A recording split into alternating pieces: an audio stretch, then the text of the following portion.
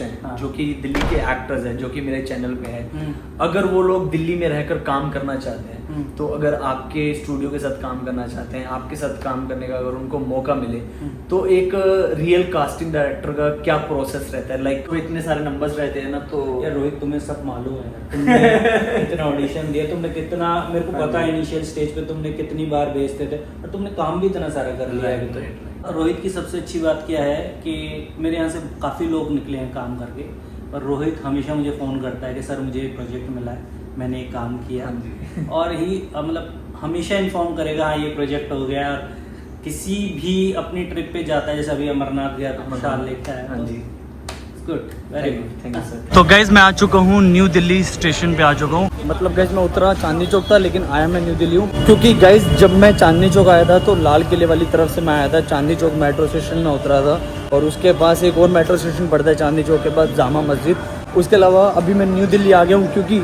अगर हम लोग मान लीजिए लाल किले से हम लोग अगर सीधा यहाँ पे आएंगे ना ड्राई फ्रूट वाली मार्केट के पास, तो वहाँ से हमको पास में पड़ेगा गाइज न्यू दिल्ली स्टेशन, बिल्कुल पास में पड़ेगा। मतलब ऐसे कि ऑटो करके आना पड़ेगा हमको, वैसा नहीं है कि पैदल चल के आ सकते हैं, ऐसा नहीं है, ऑटो करके आना पड़ेगा, 10 रुपये लेगा खाली वो। तो चलो गाइज हम लोग आ चुके हैं मेट्रो स्टेशन के अंदर। अभी गाइज यहाँ से मैं न्यू दिल्ली से जाऊँगा सीधा हौस खास मोहित सर के पास, जो कि दिल्ली के बहुत बड़े कास्टिंग डायरेक्टर है वो। तो चलो गाइज फटाफट चलते, भूख भी लगी है, पहले उनसे मिल लूँ, उनसे मीटिंग कर लूँ, उसके बाद फिर हम लोग देखते हैं कुछ खाएंगे, आज कुछ बढ़िया सा खाएंगे हम लोग। यहाँ से चलते हैं, मेरे पास कार्ड है इसलिए मुझे लाइन में नहीं लगना होगा। गाइज अभी मैं यहाँ पे हूँ न्यू दिल्ली, मुझे जाना है यहाँ पे हौस खास, कम से कम भी 45 मिनट्स मुझे लग जाएंगे यहाँ पहुँचने में। तो गाइज यहाँ पे बज चुके हैं 4 और मैं पहुँच चुका हूँ गाइज मालवीय नगर।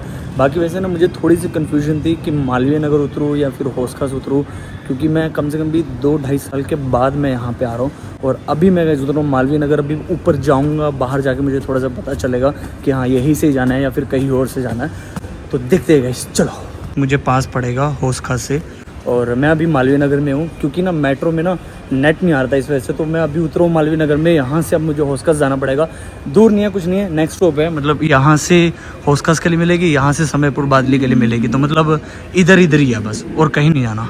ये सबसे अच्छी चीज़ कर रखी है दिल्ली मेट्रो में कि यहाँ से क्रॉस करेंगे, उधर से अपना दूसरी तरफ चले जाएंगे, इधर से अगर उल्टा जाना है तो उल्टे चले जाएंगे, सबसे बेस्ट है गाइस। तो चलो गाइस चलते हैं, क्योंकि सर ना बहुत ज़्यादा बिजी रहते हैं, और आज भी मतलब ऐसे कि प्लान कैंसिल होते होते बचा है। आ चुका हूँ फाइनली मैं हौस खास। यहाँ से ऊपर चलते हैं, बाहर चलते हैं गाइस। दिल्ली मेट्रो में सबसे बेस्ट चीज़ कर रखी है गाइस, हम लोग इस मार्क को फॉलो कर करके भी हम लोग लाइन पे पहुँच सकते हैं, और उसके अलावा गाइस लिखा भी होता है अलग से, बोर्ड वगैरह भी लगा हुआ है, जैसे येलो लाइन है, मर्जेंटा लाइन है, रेड लाइन है, पिंक लाइन है, वॉयलेट लाइन है। तो वैसे मुझे दिल्ली मेट्रो का सारा पता है कि कौन सी मेट्रो लाइन कहाँ जाती है, क्योंकि मैं दिल्ली में रहा हूँ, घूमा हुआ मैं दिल्ली मेट्रो पे। ये लाइन गाइस चली जाएगी वॉलेट लाइन की तरफ। यहीं से मुझे अभी याद आया कि सामने जाके मुझे एग्जिट करनी है मर्जेंटा लाइन की, और वो एग्जिट 2 नंबर गेट से मुझे एग्जिट करनी है। जिसको भी दी वाइट वॉल स्टूडियो जाना है कास्टिंग डायरेक्टर मोहित कोवाल सर के पास, उसको गाइज हौस खास आना होगा। हौस खास आके 2 नंबर गेट से गाइज एग्जिट करके, यहाँ से वॉकिंग भी है गाइज, अगर आप लोग गूगल पे डालोगे दी वाइट वॉल स्टूडियो आ जाएगा, उस लोकेशन को भी आप फॉलो करके जा सकते हो। तो गाइज अभी मैंने अपने बैग को पीछे कर दिया, देख सकते हो आप लोग, क्योंकि अभी यहाँ पे भीड़ नहीं है, भीड़ भड़क्का वाला कोई एरिया नहीं है, तो यहाँ पे मैं सेफली आराम से जा सकता हूँ। तो चलो गाइज चलते हैं, फटाफट मोहित सर से मिलते हैं, उसके बाद कुछ खाते हैं। बहुत ज़्यादा भूख लगी है, सुबह से कुछ नहीं खाया, सिर्फ 2 भटूरे और छोले खाए थे। गाइज आज हम लोग जा रहे हैं the white wall studio, casting director है बहुत बड़े दिल्ली के, उनसे मिलने के लिए गाइज हम लोग जा रहे हैं, क्योंकि उनका और जो मेरा रिलेशन है गाइज छोटे भाई की तरह वो मुझे मानते हैं, इसलिए गाइज 2 साल के बाद मैं उनके पास जाने वाला हूँ, मिलने वाला हूँ। तो आज हम लोग गाइज बहुत सारी बातें करने वाले हैं, बहुत कुछ हमको पता चलेगा गाइज कि बेसिकली बॉलीवुड इंडस्ट्री में, फिल्म इंडस्ट्री में किसी एक्टर के साथ फ़ोटो लेने क्यों नहीं देते सेट पे। उसका गाइज बहुत बड़ा एक रीज़न है कि किसी भी एक्टर की कॉस्ट्यूम रिवील ना हो जाए। कॉस्ट्यूम रिवील मतलब ऐसा होता है कि कुछ जूनियर आर्टिस्ट आते हैं, कुछ ऐसे एक्टर्स आते हैं जो कि टर्चरी होते हैं, फीचर्ड कास्ट होते हैं, वो फोटो लेते हैं और वो ना पब्लिक कर देते हैं, मतलब अपने इंस्टाग्राम पे डाल दिया, फेसबुक पे डाल दिया। बट गाइस हमारी फिल्म इंडस्ट्री में इन चीज़ों को लेके बहुत ही रिस्ट्रिक्शन है कि हम कहीं पे स्क्रिप्ट लीक नहीं कर सकते, कहीं भी हम लोग सीन नहीं बता सकते। जैसे मैंने एज एन एडी काम किया तो मुझे पता है कि किन किन चीज़ों को हमको अवॉइड करना है। जैसे फ़ोटोज़ वगैरह कहीं अपलोड नहीं कर सकते हम लोग, नॉर्मल कॉस्ट्यूम में कर सकते हैं एक्टर्स के साथ, बट अगर एक्टर अपने कॉस्ट्यूम में है, अपने गेटअप में है, अब मेकअप में है, या फिर जो स्पेसिफिक लुक दे रखी है एक्टर को, उस लुक में अगर किसी ने फ़ोटो ले ली तो अगर उसने पब्लिक कर दी तो जितना भी प्रोड्यूसर का पैसा लगा है, जितने भी लोगों की मेहनत लग रही है, 1000 2000 500 लोगों की, 100 लोगों की, जितने भी लोगों की मेहनत लग रही है वो वेस्ट हो जाती है। तो ज़्यादातर जितने भी बड़े सेट होते हैं ना, जितने भी बड़े लाइक मूवीज़ हो गया, वेब सीरीज़ हो गई, बड़े बड़े सेट होते हैं, वहाँ पे बिल्कुल भी अलाउड नहीं होता फ़ोटो लेना। किसी भी एक्टर के साथ हमको फ़ोटो नहीं लेके, मतलब किसी भी एक्टर के साथ हमको फ़ोटो नहीं लेने देते। ओ भाई गर्मी गाइस, गर्मी बहुत गर्मी है सच में। ये देखो गाइस, ये बूंद टपक रही है। ये ना मेहनत है, मेहनत कि ये जो मैं मेहनत कर रहा हूँ ना, ये मेहनत एक दिन रंग लाएगी। मतलब ऐसा समय आएगा कि भैया पीछे मुड़ के नहीं देखना पड़ेगा मुझे। यहाँ से निकलते उधर रोड है। ओए, और मुझे ना बहुत ज़्यादा अच्छा लगता है जब आप सब लोग कमेंट करके मेरा हौसला बढ़ाते हो। ऐसे ही गाइस कमेंट किया करो और ऐसे ही गाइस लाइक किया करो, शेयर किया करो। तो चलो गाइस, हम लोग पहुँच चुके हैं, अभी सर से मिलके बात करते हैं।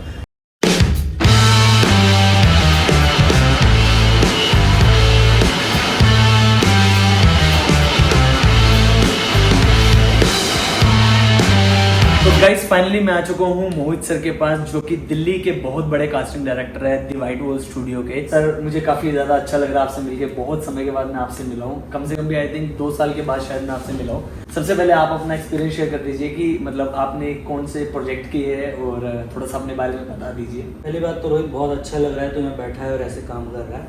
मैं तेरे को जब से देखा है, जब तो ऑडिशन देने आता था। हाँ जी। और आई थिंक हमने एक प्रोजेक्ट भी किया था। यस, हमने एक प्रोजेक्ट किया था, अब 13 का होगा लवली, जैसे कि मैंने आप सबको बताया हुआ।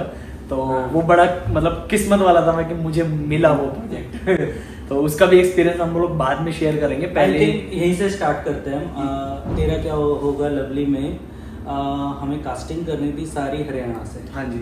और उसमें तुमने बहुत हेल्प करी। Right, करनाल में ऑडिशन करे, रोहतक में ऑडिशन किए थे।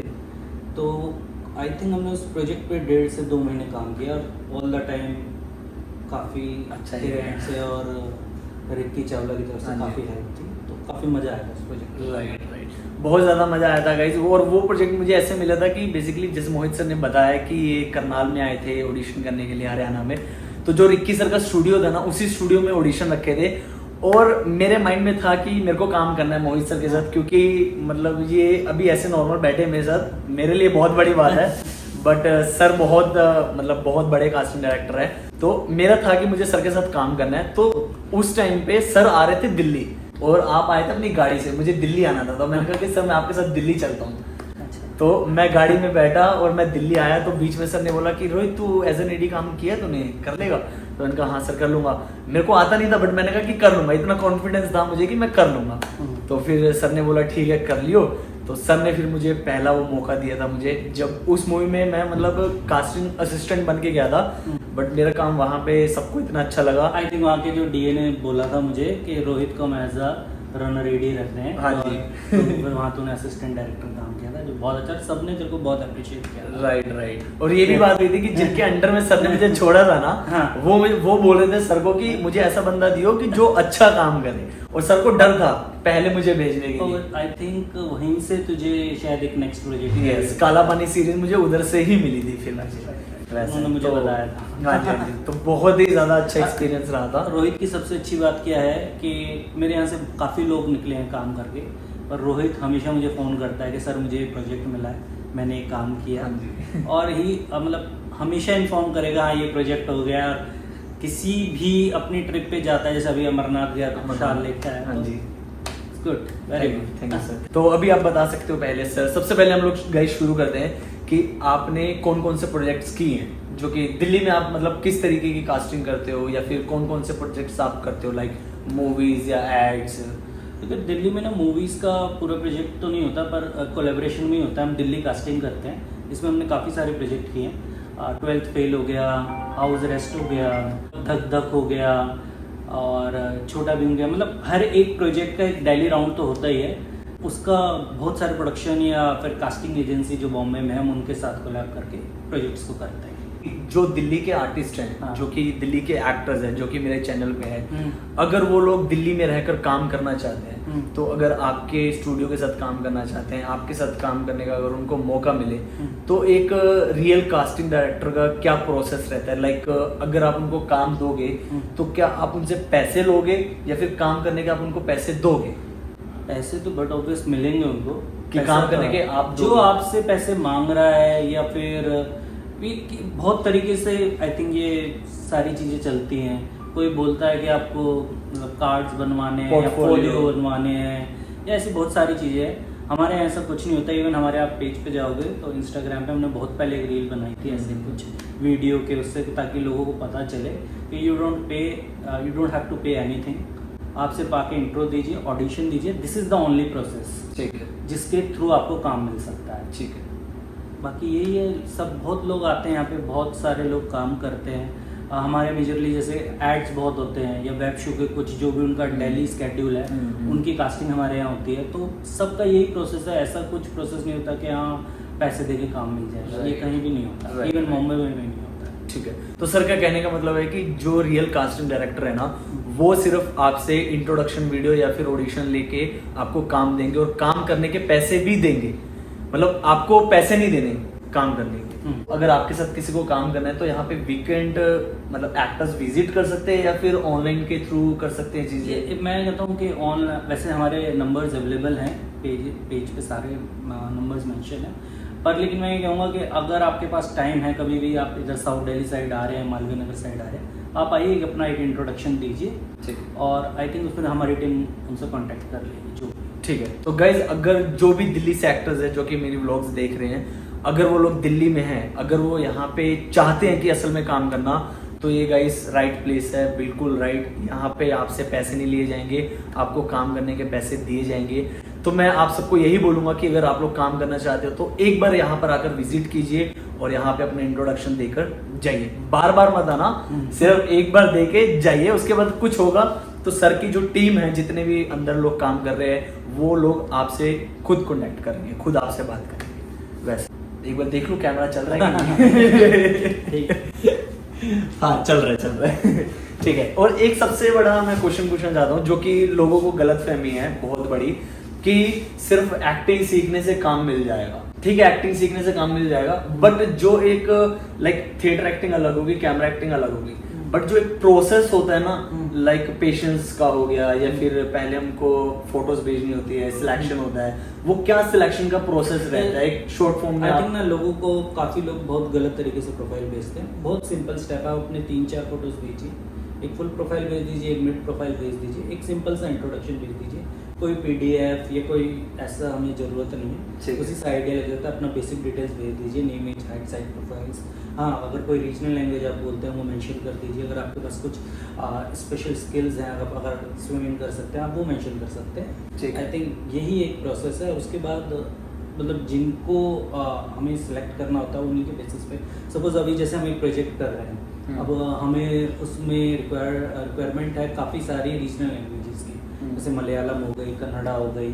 तो अगर हमने उसके बारे में इंस्टाग्राम पे डाला है या फिर अपने स्टेटस लगाया है टीम के किसी मेंबर ने, तो हम वहाँ से आप वो मेंशन कर दीजिए, हम कांटेक्ट कर लेंगे। ठीक है, ओके। तो गाइस अगर किसी को भी इस लैंग्वेज में कुछ भी आता है परफॉर्म, वैसे मैं पेज ऐड कर दूंगा, आप लोग देख लेना, आपको काफी ज्यादा हेल्प मिलेगी। बाकी आप अपनी तरफ से क्या एडवाइस देना चाहते हो आने वाले जो न्यू कमर्स है, जो न्यू एक्टर्स है, उनको लाइक ऐसी एडवाइस दे दो सर कि उनकी जिंदगी तर जाए बहुत सिंपल सा प्रोसेस है। आप जो भी अगर थिएटर कर रहे हैं, कहीं पे एक्टिंग सीख रहे हैं, तो आप वो सीखते रहिए और साइड बाय साइड आप अपने ऑडिशन देते रहिए।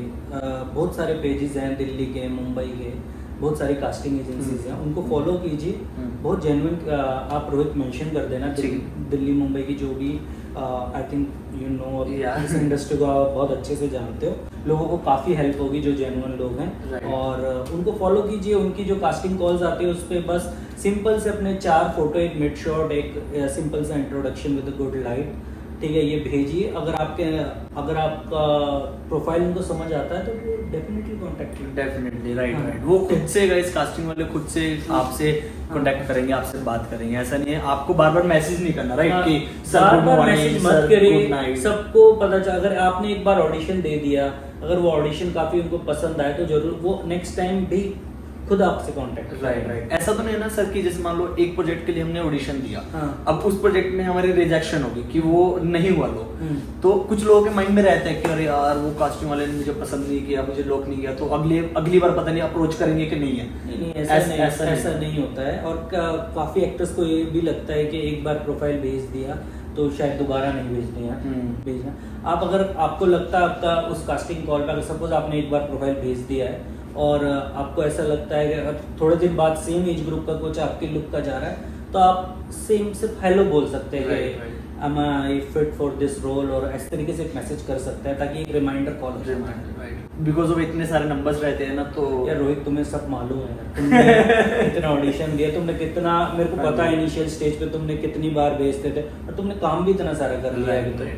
तो वो अच्छा लगता है यार कि जब कहते हैं ना पानीपत से एक लड़का उठ के दिल्ली आता है, फिर दिल्ली से बॉम्बे जाता है, तो इट्स वेरी गुड। मतलब सर को भी पता है मेरी स्टोरी कि मैंने पानीपत से पहले मतलब करनाल में शुरू किया, दिल्ली में किया, फिर बॉम्बे आया। मतलब अभी तुम बहुत अच्छा कर रहे हो, जो भी वीलॉग कर रहे हो, थैंक यू सो मच। बहुत सारे लोगों को हेल्प भी मिल रही है मतलब मेरी ब्लॉग से काफी ज्यादा। हाँ, तो ये काम करो ना, काफी लोग, बहुत लोगों को पता नहीं होता वो उनको कहाँ जाना है। ठीक है, दिल्ली में अगर कोई है तो हमारा व्हाइट वॉल स्टूडियो का हैंडल डालो, लोगों को पता चले यार कुछ नहीं करना यार, कोई पैसे नहीं लग रहे, आओ इंट्रोडक्शन दो, दैट्स इट। राइट। यही प्रोसेस है गाइस, यही प्रोसेस है, यही था सर। ठीक है, डन करें। मतलब मेरे को बहुत ज़्यादा ज़रूरत होती है रियल फीडबैक की। आप मेरे को क्या फीडबैक देना चाहोगे इन फ्यूचर के लिए? थोड़ा सा अगर मेरे बारे में कुछ कहना चाहोगे, लाइक जितना भी आपने मेरे को अब तक समझा, बहुत टाइम से मैं सर को जानता हूँ, कम से कम भी आई थिंक 6-7 साल प्लस हो गया। बहुत टाइम से मैं जानता हूँ। सबसे पहले तो कॉन्ग्रेचुलेशन, चैनल मोनेटाइज हो गया तेरा, Thank you so much, sir. ठीक है ना? तो I think this is the first step. अब एक बार जब एक सीढ़ी चढ़ लिया तो अब आराम से सब कुछ होता रहेगा। ठीक है ना? अब करते रहो ऐसे ही, बॉम्बे में करते हो, दिल्ली में करते हो, और अच्छे से लोगों को एक बिल्कुल राइट इन्फॉर्मेशन दो, तो इससे काफ़ी हेल्प होगी लोगों को। ठीक है, जो मैं देख रहा हूँ मेरे चैनल पे वो ऐसा ही हो रहा है। तो यही करो और लोगों को सही गाइड करो, तो काफ़ी हेल्पफुल हो जाएगा लोगों के लिए। और बहुत अच्छा कर रहा है, नो डाउट। इतने आई थिंक 5-6 महीने, 7 महीने, कितना टाइम होगा? 5 महीने हुए। 5 महीने में अगर कितना सब्सक्राइबर? 10,000। अगले 5 महीने में शायद हो जाएंगे 1 लाख। हो जाएगा। अच्छा सर, ठीक है ना? डन है। और कुछ क्वेश्चन हो तो पूछो। बस सर यही क्वेश्चन था, क्योंकि ना बहुत सारे लोगों को पता नहीं होता रोड मैप के बारे में, और मेरी व्लॉग से बहुत सारे लोगों को हेल्प मिली है, एक रोड मैप पता चला है, लोगों की आंखें खुली है। एक वो होता है ना कि अब जैसे मुझे पता चल गया कि ये काम ऐसे करना है, तो लोगों को पता चल रहा है कि अच्छा इस जगह पे मुझे इस तरीके से एनर्जी लगानी है, इस तरीके से लाइक इस डायरेक्शन में जाना है मुझे। तो यही था सर, मुझे काफ़ी अच्छा लगा। एंड व्हाइट वॉल स्टूडियो के साथ गाइस जुड़िए, और ये कोई प्रमोशन नहीं है, मैं पहले ही बता दूं।